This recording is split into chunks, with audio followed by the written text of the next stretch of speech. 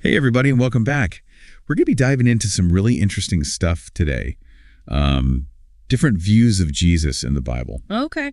You sent in this source that really contrasts his first coming with the prophesied second coming. Right. And the shift in tone is, well, let's just say it might surprise some people. Yeah. Are we ready to kind of explore this potentially unsettling but captivating vision of the second coming? Yeah, absolutely. And, I think it's so interesting about this source is it challenges that traditional image we have of Jesus. Right. The kind and loving, figure. Right. Like we think of so often. The one who walked among us with simplicity, Mm-hmm. embraced the marginalized, taught through parables, all that good stuff. All that. The source really emphasizes that and draws on a lot of examples of his tenderness and compassion and ultimately his sacrifice, and paints a picture that has resonated with people for centuries. Mm-hmm. But then things take a bit of a turn. Yeah, it gets interesting for sure. The source really introduces this concept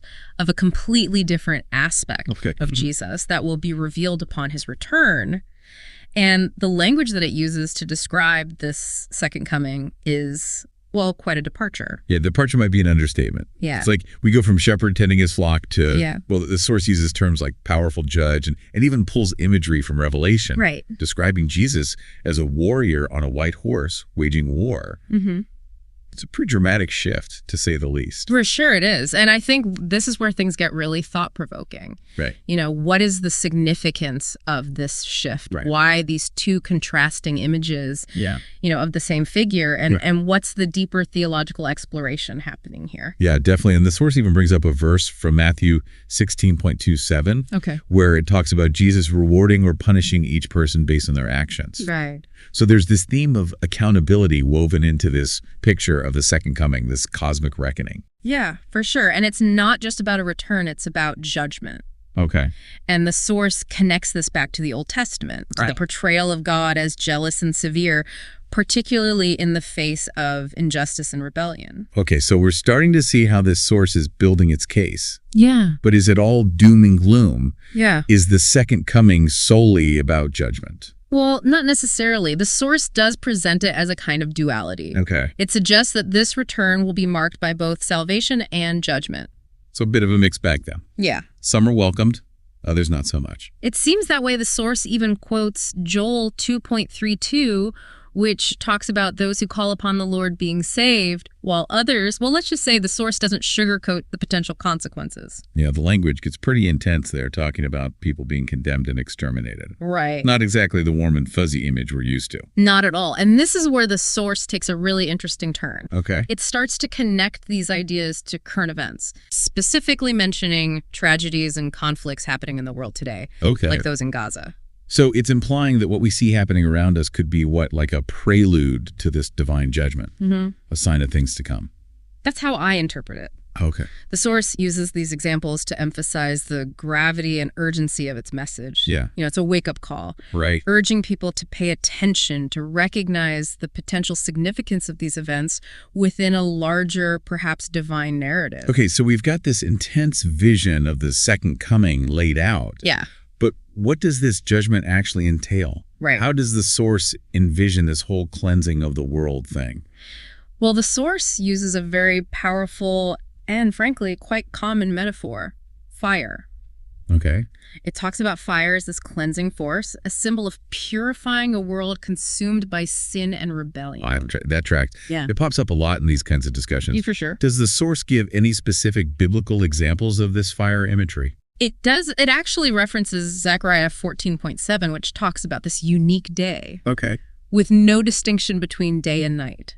Wow. A day where even in the evening there will be light.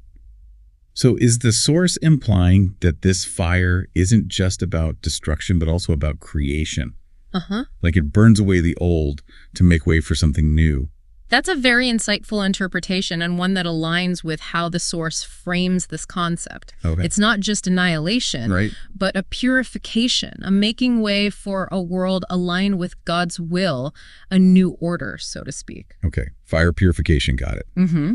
But the source doesn't stop there, right? Right. There's also this whole thing about a sword, You're absolutely right. Alongside fire, we also get this image of a warrior Christ wielding a sharp sword that comes from his mouth, as described in Revelation 19.15. A sword coming out of his mouth. Yeah. That's vivid, to say the least.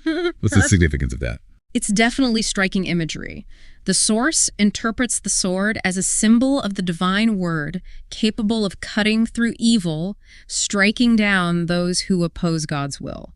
So fire for purification, the sword for judgment. Yeah. It's a pretty powerful combination of symbols. It is. And definitely not what most people probably picture when they think about Jesus. Indeed, and I think that's exactly what this source is aiming to do, to challenge our preconceived notions and present a more nuanced, perhaps even unsettling view of the second coming. Right. And with that image of the sword hanging in the air, I think we're at a good place to pause. Okay. When we come back, we'll dive into what this all means for us and how this source frames the call to action in light of this potential future. Okay, so we've unpacked some pretty intense imagery, Yeah. Fire, swords, divine judgment. Yeah. It's a lot to absorb, but before we get too caught up in all the visuals, Right. I'm curious, what does this all mean for us here and now? That's the crucial question, right? This source isn't just presenting a theoretical view of the future, it's a call to action. Okay. It's about how we choose to live in light of this potential second coming. Okay, so it's like, okay, there's this potential future of judgment and purification. Right. So what are we supposed to do with that knowledge? Exactly. And the source is quite explicit, in its recommendations. Yeah. It stresses the importance of conversion, Okay. turning away from sin and embracing a life aligned with God's will. So it's not enough to just passively believe. Right. You have to actively live it. Exactly. Walk the walk, not just talk the talk. Precisely. The source emphasizes the sense of urgency. Right. It's not about waiting around for things to happen. Yeah. It's about taking responsibility for our choices and striving to live in a way that reflects a commitment to those higher principles. And speaking of higher principles, Yeah. the source drops a few pretty heavy quotes. Yeah. Like that one from Matthew 5.48. Right. Be perfect, therefore, as your heavenly Father is perfect. Right. That's setting the bar pretty high. It is. And while achieving absolute perfection might be beyond human capacity, Right.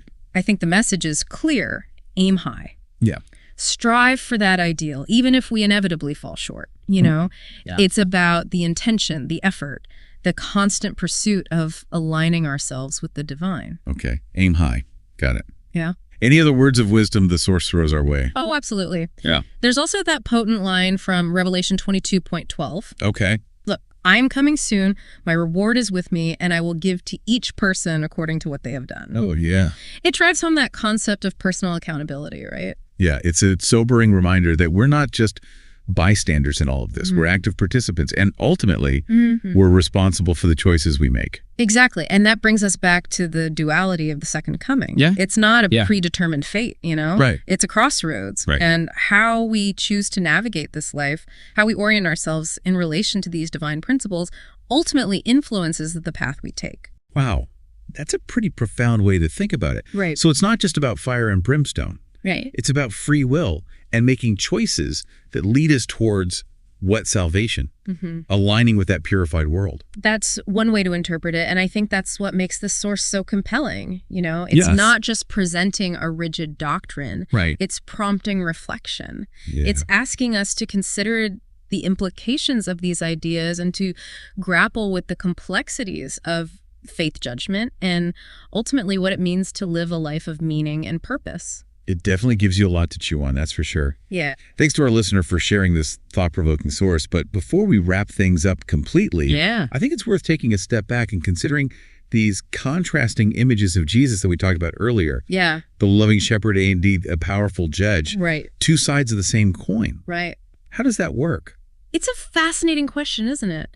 And one that theologians and scholars have been wrestling with for centuries. How can these seemingly opposing aspects coexist within the same divine figure? Exactly. I think part of it lies in recognizing that our human understanding of concepts like justice and mercy is inherently limited. Right. It's like we try to fit these big cosmic ideas into neat little boxes. Yeah. But maybe it's more complicated than that. Exactly. And maybe this duality is trying to tell us something about the nature of the divine itself. Okay. Perhaps it's a reminder that God's ways are not always our ways. Right. And that true justice isn't simply about punishment. Yeah. but about restoration, about balance. So even the judgment aspect of the second coming isn't necessarily about vengeance. Right. It's about righting the scales, putting things back in order. I think that's a valid interpretation, and it ties back into that concept of purification. Okay. It's not just about wiping the slate clean, right, but about creating the conditions for something new and better to emerge. Okay, I'm starting to get a clearer picture of how these pieces fit together. Yeah. But I have to admit, even with this broader perspective, right, this vision of the second coming is still pretty intense. Yeah. Does the source offer any words of comfort, any reassurance amidst all this talk of judgment and fire? It's true. The source doesn't shy away from presenting a challenging view of the future, but I think there is an underlying message of hope. Okay. The very act of presenting this information, of urging people to prepare, suggests that there's still time, that choices matter. Okay. That we have agency in shaping our destiny. So even in the face of potential judgment, there's still a glimmer of hope, a chance for redemption. I believe so, and I think that's where the true power of this Sork lies. Okay. It's not just about laying out a predetermined fate. Right. It's about empowering individuals to make choices that lead them towards a more fulfilling and ultimately more hopeful future. It's definitely a powerful message, and one that leaves us with a lot to ponder. For sure. So for wrapping up here, what's the one key takeaway you'd want our listener to walk away with? If I had to distill it down to one essential point, I think it would be this. The source presents a challenging and perhaps unsettling vision of the second coming, but at its core, it's a call to action. Okay. It's a reminder that we have the power to choose how we live, how we relate to the divine, and ultimately how we prepare for whatever the future may hold. It's about recognizing our agency and shaping our destiny, even amidst the uncertainties of the world around us. That's a fantastic way to put it.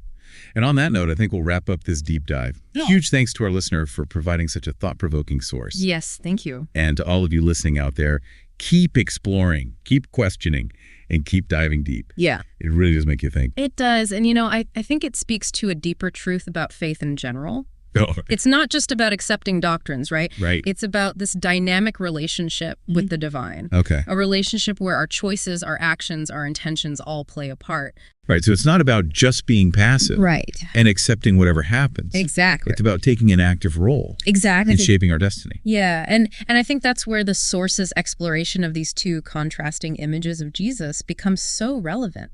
It's not about picking a side, Right. About choosing between loving shepherd or powerful judge. Right. It's recognizing that these aspects, seemingly opposite, can coexist. Yeah. And maybe even complement each other within this complex divine. So it's not about fitting God into a box. Right. But about expanding our understanding of what God can be.